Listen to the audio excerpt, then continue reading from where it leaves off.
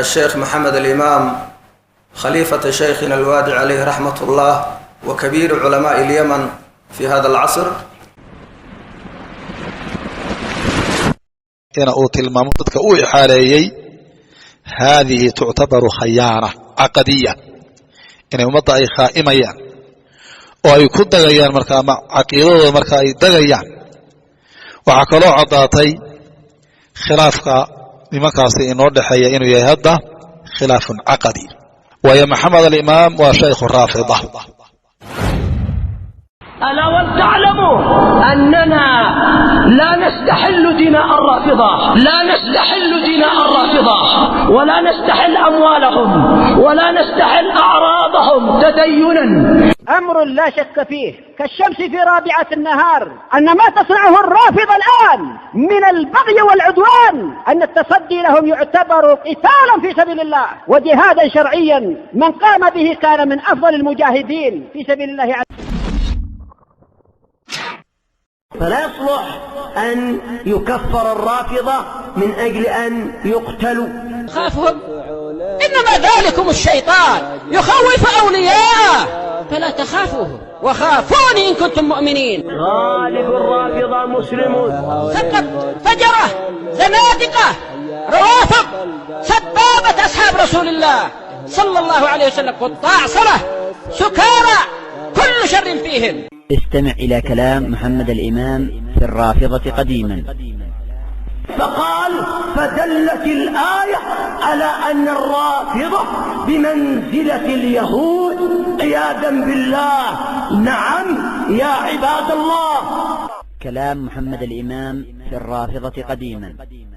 أن من رمى عائشة بما برئت منه أنه كافر بإجماع المسلمين. تفصيلات محمد الإمام الجديدة في الرافضة. وهناك من يسب ولا يريد هدم الإسلام ولا يعاند الإسلام ولا يكذب القرآن، لكن لجهله يظن أن هذا السب هو حق وأن هذا قد حصل بالأدلة الثابتة أن هذا حصل من الصحابة. هذا الساب لا يكون كافرا. الحقد الشيعي. أبو بكر وعمر كافران عليهما لعنة الله الملائكة الناس أجمعين. الحقد الشيعي. لعنة الله عليك يا عائشة، لعنة الله عليك بعدد أنفاس الخلائق. الحقد الشيعي. تكرهين ابن رسول الله سبط النبوة وسيد شباب أهل الجنة قرة عين المصطفى.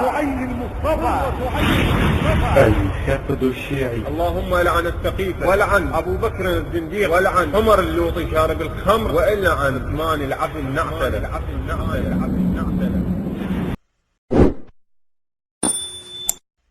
هذه الآية العظيمة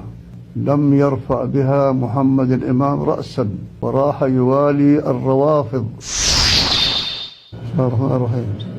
الحمد لله والصلاة والسلام على رسول الله. يقول الله تبارك وتعالى: لا تجد قوما يؤمنون باليوم الآخر يوادون من حاد الله ورسوله ولو كانوا آباءهم أو أبناءهم أو إخوانهم أو عشيرتهم أولئك كتب في قلوب الإيمان وأيدهم برحمة منه ويدخلهم جنات طيبة الأنهار خالدين ذلك الفوز العظيم. هذه الآية العظيمة لم يرفع بها محمد الإمام رأسا وراح يوالي الروافض ويقول ديننا وديننا واحد. فأنا أحذر من الإمام ومن أتباعه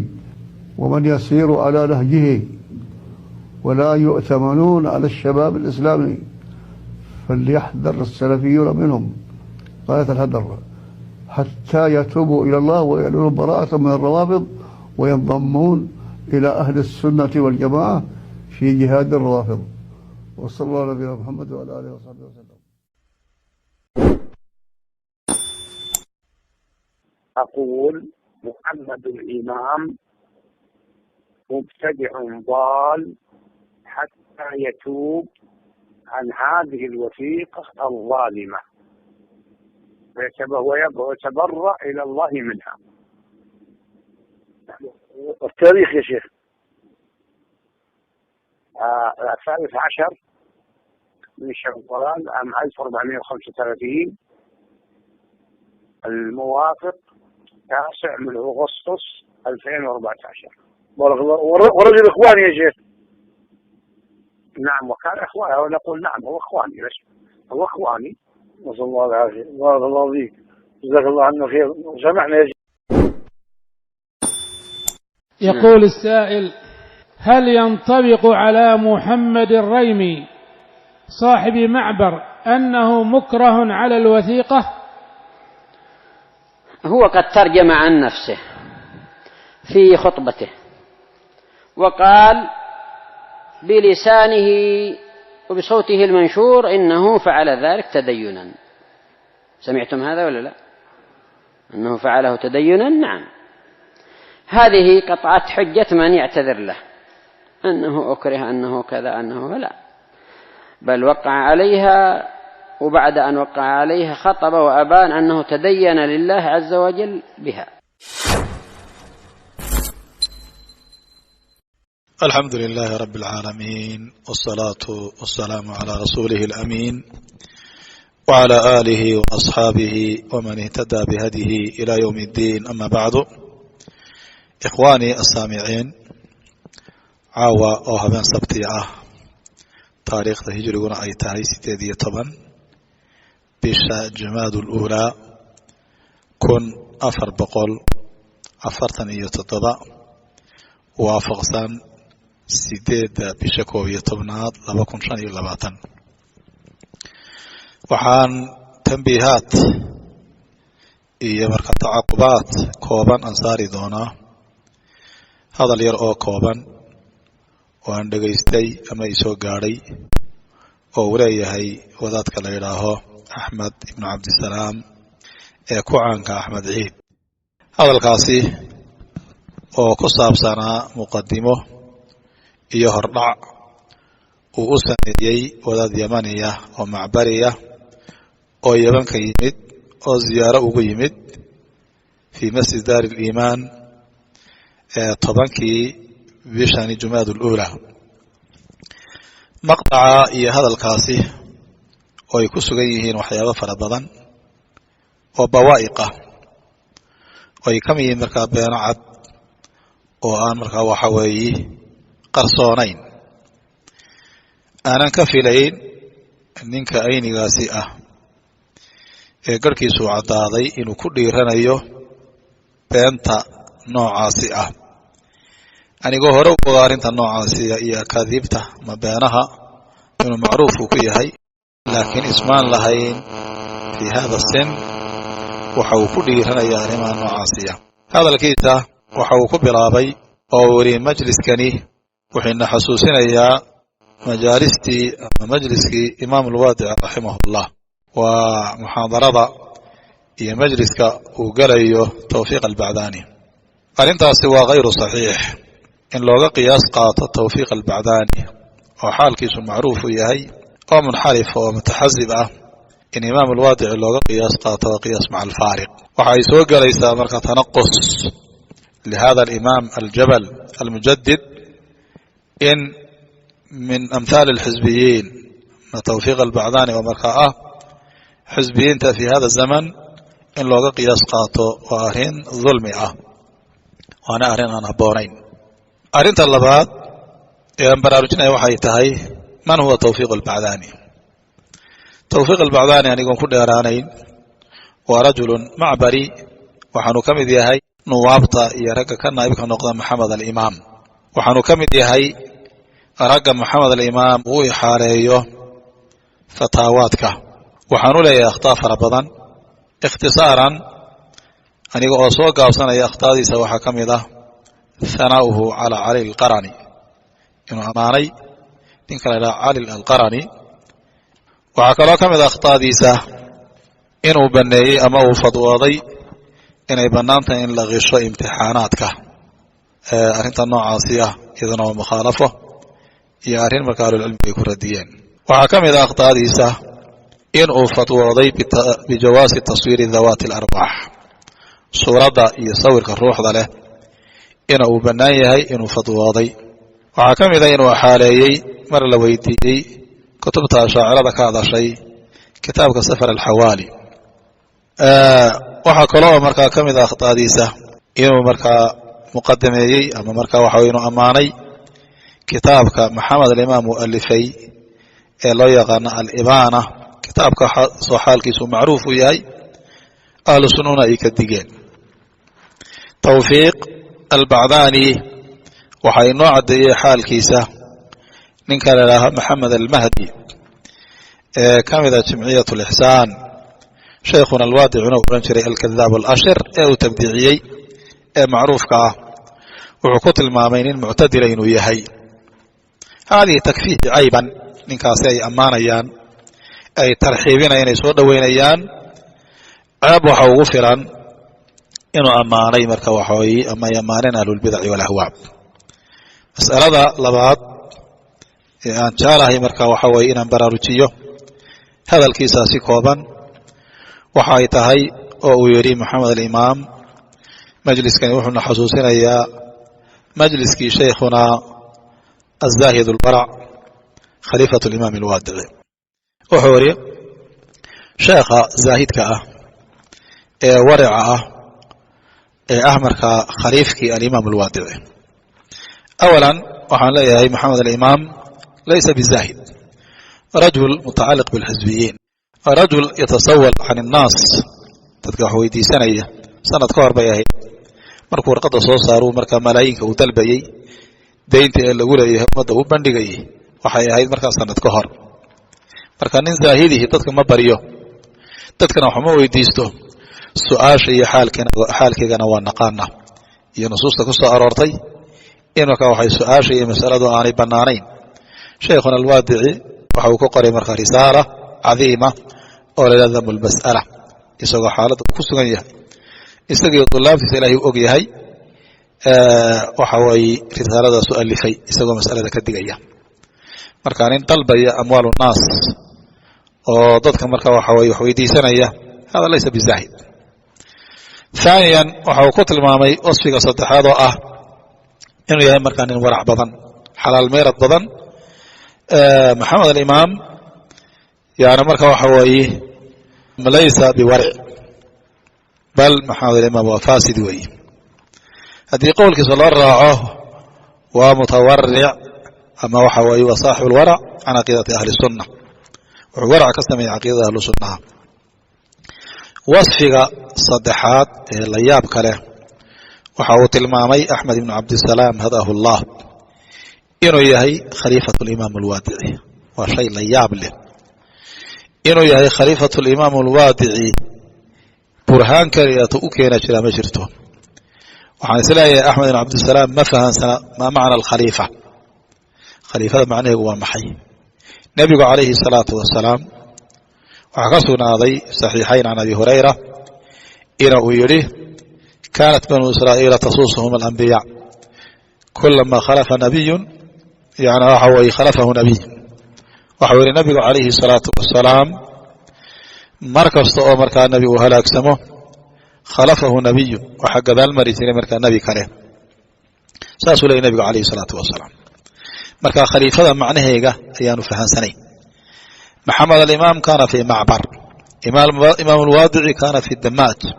wa khaliifatuhu macruufa waxa weeye imaam alwaadici khaliifadiisa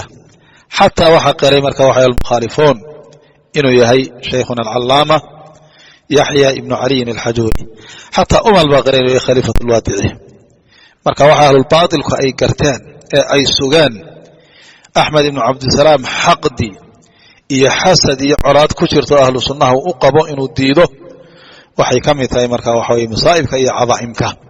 iyo waxyaabaha ninkaasi ka soo baxay marka waa kadib aan waxa weeye geedna loogu gaban in maxamed alimaam uu ku sheego inuu yahay khaliifatu alimaam alwaadici taasi haddii aan halkaa ku dhaafo tambiihaadkaasi iyo akaadiibta wadaadkaasi uu ku hadlay iyo maxamed alimaam inaanu khaliifo aanu ahayn taasi markaa waaqicuu ka markhaati kacayo oo almukhaalifu walmuwaafiq ay qireen waxa weeye khaliifatu alimaam alwaadici arrintaasina marka arrin waaqaca khilaafsan ay tahay waxaan markaa tilmaami doonaa biidni illaahi tabaaraka wa tacaala man huwa maxamed alimaam. waxaa hore u tilmaamay ama markaa waxa way u ammaanay cabdullaahi ibnu xasan xaashi hadahullah almulaqab albarbaraawi markuu u jawaabayay maxamed cabdi umal ruduuddiisii waxyaabaha uu tilmaamay waxaa ka mida isna in uu yidhi markuu ka hadlayay markaa waxa waaye mashaayikhda ahlu sunnaha inuu yidhi waxaa radiyey ruduudda yani markaa sheekh rabiic almadkhali raximahullah wakadalika shaykhuna yaxya ibnu cali alxajuuri markuu ka hadlayey waxyaabaha uu ka sheegay maxamed cabdi umal ayaa wuxu uhi tasarufaadkooga iyo ruduuddooda kuma waafaqsanin culimaana ka jawaabta kutubbaa laga qoray waxa uu soo qaatay marka waxa weeye maxamed ibn cabdillaahi alimaam waxa uu ku sheegay majliska ama shariidka shanaad sidaasoo kale maraakista ahlu sunnaha markuu tirinayey 4 markis buu sheegay 4 markis waxaa ka mida markaa markisu macbar markiska oo haya nucmaan alwatar markiska la yidhahdo markaa fuyuush iyo maxamed ibnu xizaam oo mu'akharan ku biiray asxaabu alibaana waxaan tilmaami doonaa maxamed alimaam iyo waxay culimmadu ka yidhaaheen iyo aqwaasha uu ku hadlay iyo xaalkiisa waxay noo caddaatay labada qowl markaynu eegno sanaaga iyo ammaanta uu ammaanay axmed ibnu cabdisalaam maxamed alimaam uu siiyey oo aanu mutaysan iyo inuu markaa dadka u ixaareeyey oo uu ka dhigay markaa ama uu yidhi waa kabiiru culamaa'i ahli sunna fi lyaman saasoo kale cabdillaahi xasan xaashi ina uu tilmaamo dadka u ixaareeyey haadihi tuctabaru khayaana caqadiya inay ummadda ay khaa'imayaan oo ay ku dagayaan markaa ama caqiidadooda marka ay dagayaan waxaa kaloo caddaatay khilaafka nimankaasi inoo dhexeeya inuu yahay hadda khilaafun caqadi waayo maxamed alimaam waa shaykhu raafida maxamed alimaam aqalu axwaalih haddii kufrigu ka badbaaday fa huwa mubtadicun daal sida marka ay culimmadu ay tilmaameen fi hada alcasr maxamed alimaam yuwaali cala araafida wa yubgidu cala ahli الsunnati waاljamaca hada min bawaa'iqi in ahlu sunnaha uu ka digo ahlu sunnaha uu colaadiyo raafidada uu ammaano waa shay daahira qaala shaykhu alimaam rabiic ibnu haadi almadkhali raximah اllah su'aal la weydiiyey waxa uu akhriyey qowluhu tacaala laa tajidu qowma yu'minuuna biاllahi walyowmi اlaakhir ila aakhiri اlaaya wuxuu yihi maxamed alimaam lam yarfac bihadihi اlaaya ra'san waxaanu ku tegay inuu xidhiiriyo alrawaafid walidalika ayaa waxa uu leeyahay uxadir maxamed alimaam iyo atbaacdiisa waxaan ka digayaa buu leeyahy markaa on ummadda uga digaya maxamed alimaam markaa atbaacdiisa haakada xadara minhu ahlu اlcilm waxaanu tilmaamay isagii atbaacdiisa cidda dariiqiisa ku tagta in laga digayo inuu markaa ummadda uu khaa'imayo cubayd aljaabiri raximah اllah aqwaal badan buu ku leeyahy mar wuxuu leeyahy waa muqafal dacwad lagu aamini maayo mar kale wuxuu leeyahay fahuwa mubtadicun daal mar kale waxa uu gaarsiiyey marka waxa waaye xad ka sii fog oo yidhi istataab takfiir ayuu gaarsiiyey bisababi maqaalatihi aw maqaalaatihi iyo hanaaga iyo ammaanta uu ammaanay yani marka waxa raafidada idan dhallinyarada iyo cidda caqiida salafiya danaynaysa waxaanu caddaynayaa maxamed alimaam inuu yahay min ru'uusi ahli اlbidac wa min kibaari ahli اlbidac maqaalaadkiisa waxaa ka mid ah ina uu yidhi laa nastaxilu dimaaءa araafida walaa amwaalahum walaa acraadahum tadayunan ina uu yidhi raafidada dhiigooga xalaashan mayno maalkooga xalaashan mayno cirdigooga xalaashan mayno arrintaasi haddii la odhan lahaa oo loo cudurdaara la odhan lahaa waa lagu qasbay ama markaa waxa weeye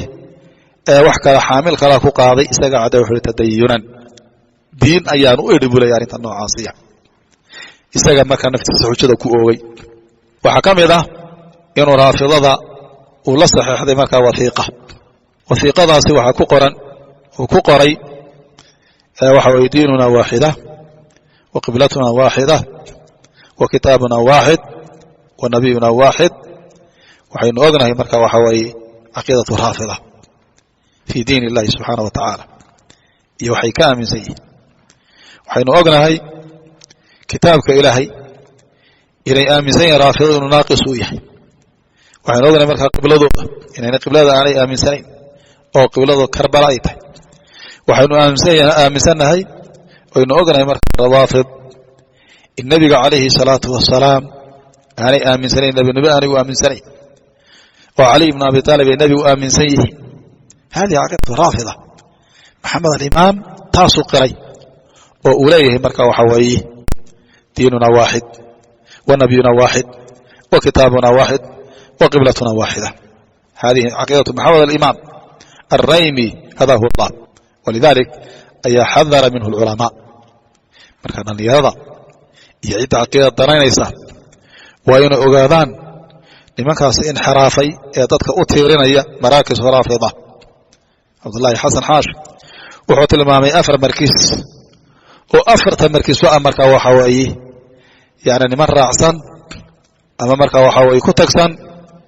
oo dawlad islaamiya u aaminsan الرافضة ورأسه وياه محمد بن عبد الله الإمام إن لأقاده ولقد دكتورنا طوائق محمد الإمام وحكم ذا كتابك وكقر مركا الرافضة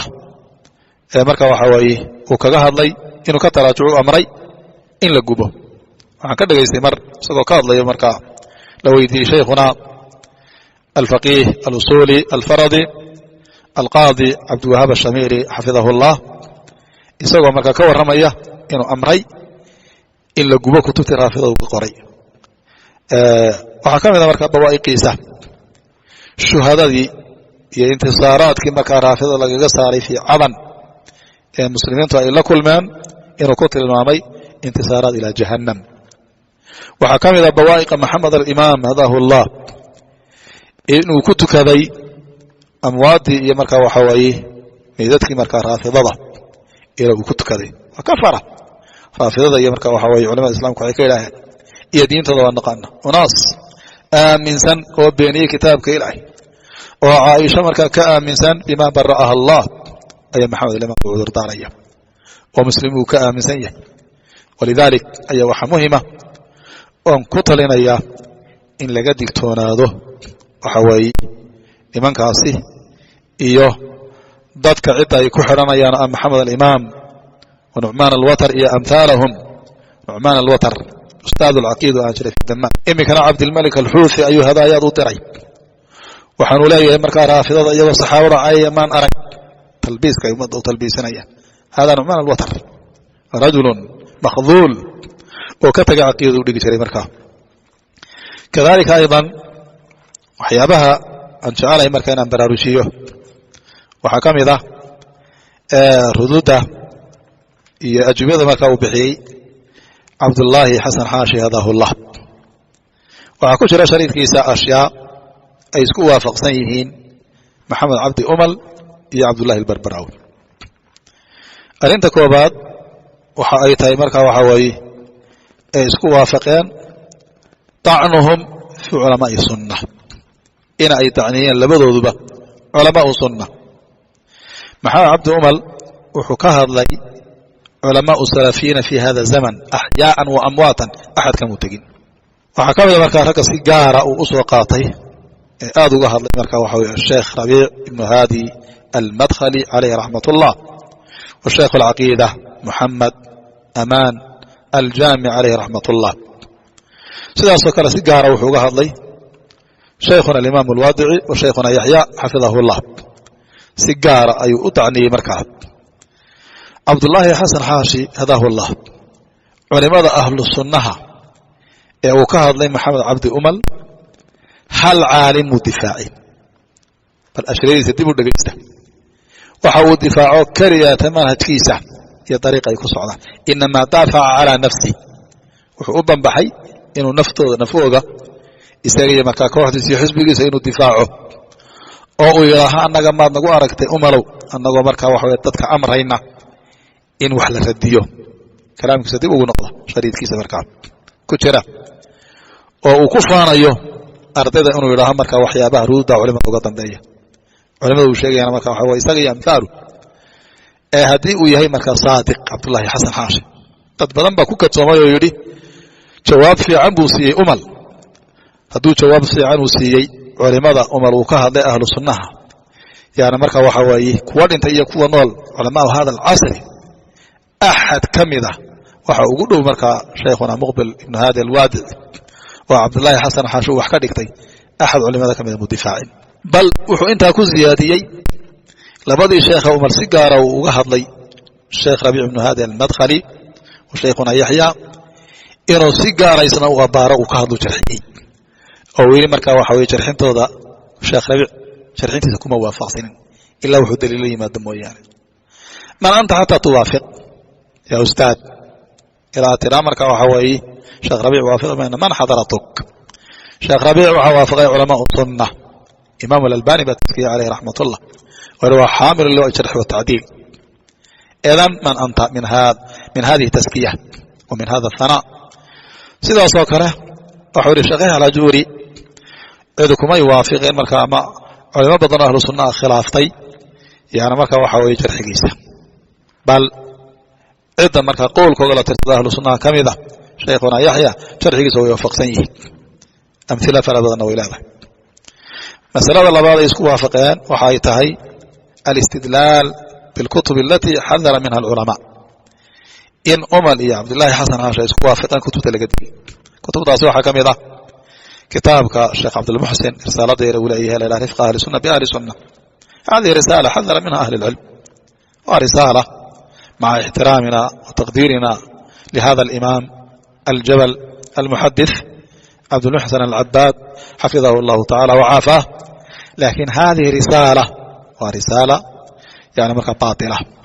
ورسالة مركا وكتقريري يعني مركا وحي أصوشي أهل البدعة ورسالة أخرى دفاعا لأبي الحسن المأربي في هذا الزمن إذن أمل وحكوفها أنه دريشة رسالة داست عبد الله هنا وكتضم عليه وعقلي دريشة مركا كتابك محمد الإمام لي كتاب الإبانة وفرع كأه كتبتي كو رئيسي كتاب أبو الحسن المأربي سراج الوهاج ساستو كلام مركا كتاب يعني علي الحلبي رحمه الله كتبت النوع عاصية قواعد كسو قرطي أما وكسو نسخي مركا كتبت عاصينا مركا ويسكو وافق نقطة صدحات مركا يسكو وافق سنيهين أمل إيا مركا وحوائيه نكال إلى أهل الباطل أو إلى أهل البدع إن اللبض مركا يؤيشان أقول له أحد المركا للبسة حزب قاس مركا فات شركة